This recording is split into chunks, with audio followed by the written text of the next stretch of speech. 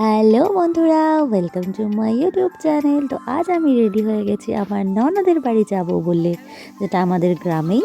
তো এদের বাড়িটা একদম মেন রোডের উপরে। তো দেখুন কি সুন্দর আজকে, এমনিতেই শীতকাল, তার মধ্যে হচ্ছে বৃষ্টি। তো বৃষ্টিতে ভিজতে ভিজতে কিন্তু আমি চলেই এসেছি এনার বাড়িতে। তো একদম মেন রোডের সামনে এই রকম খাল রয়েছে। আর দেখুন কি সুন্দর এরা ব্রিজ মতো, পোল মতো করে রেখেছে, যেটা পার করে কিন্তু ওই যে বাড়িটা দেখছেন ওইটা কিন্তু এখন তৈরি হচ্ছে। তো এনার বাড়িতেই আজ আমি চলে এসেছি। তো দিদির বাড়িতে যেহেতু অনেক জমি রয়েছে, তো এরা কিন্তু অনেক অনেক সবজি লাগিয়েছে। আজকে কিন্তু ওনার বাগানটাই আপনাদের ট্যুর করাবো। প্রথমেই দেখুন এই যে গাছটি, এই হচ্ছে ধনেপাতার গাছ। তো ধনেপাতা প্রচুর চাষ করেছে। সাথে রয়েছে এই দেখুন, এইগুলো হচ্ছে পেঁয়াজের চারা।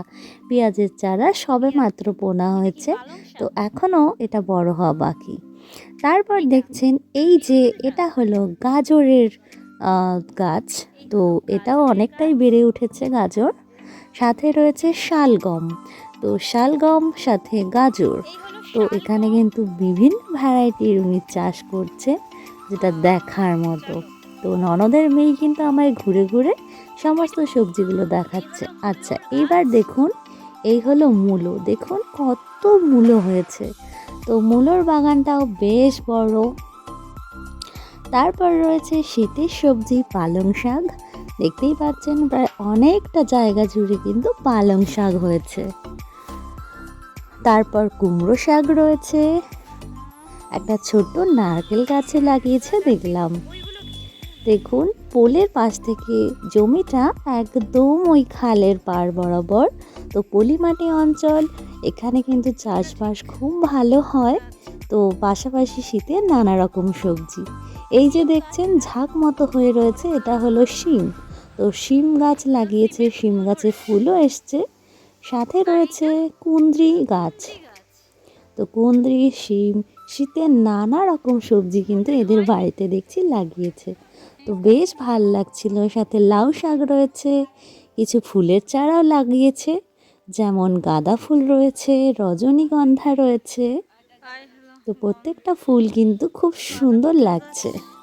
তো আজ আমি এদের বাড়ি চলে এসেছি, সারাদিন এদের বাড়ি কাটাবো, আর বিকেলবেলা কিন্তু আমরা ঘুরতে বেরোবো। আমাদের এইখানে কিন্তু একটা দারুণ রাধাকৃষ্ণের পুজো হচ্ছে, তো আমরা কিন্তু ওখানেই যাব। তো আপনারা সঙ্গে থাকবেন ভিডিওতে। দেখুন এই পুজোটা যেহেতু একটা গলির মধ্যেই হচ্ছে, কিন্তু কত সুন্দর, এত সরু গলি, তার মধ্যেও দেখুন কত সুন্দর লাইটিং করেছে। তো দারুণ সুন্দর এই লাইটিং লাগছে।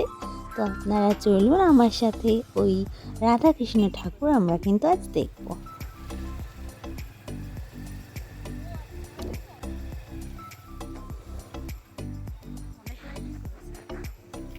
শীতকালে কিন্তু বিভিন্ন জায়গায় এরকম রাধাকৃষ্ণের পুজো হয়। তো আমার বাড়ি কলকাতাতেও কিন্তু একটা সুন্দর রাসের মেলায় আমি গিয়েছিলাম, আর তার ব্লগ কিন্তু আমার চ্যানেলেই রয়েছে, আপনারা চাইলে সেটাও একবার দেখে নিতে পারেন। তো চলুন, আমরা একদম কাছে চলে এসেছি প্যান্ডেলের। তো প্যান্ডেলে একদম ঢোকার মুখে কিন্তু আরও একটা সুন্দর লাইটিং চোখে পড়লো, যেটা খুবই সুন্দর লাগছিল। তো দেখতেই পাচ্ছেন কীরকম মণ্ডপ করেছে। তো এই মণ্ডপের ভিতরে কিন্তু আমরা ঢুকবো। আজ দিনটা ছিল এত ঠান্ডা, তার মধ্যে কিন্তু সকাল থেকেই ফোঁটা ফোঁটা বৃষ্টি পড়ছে। তো এই বৃষ্টি মাথায় নিয়ে কিন্তু আমরা ঠিক ঘুরতে বেরিয়ে পড়েছি এইখানে।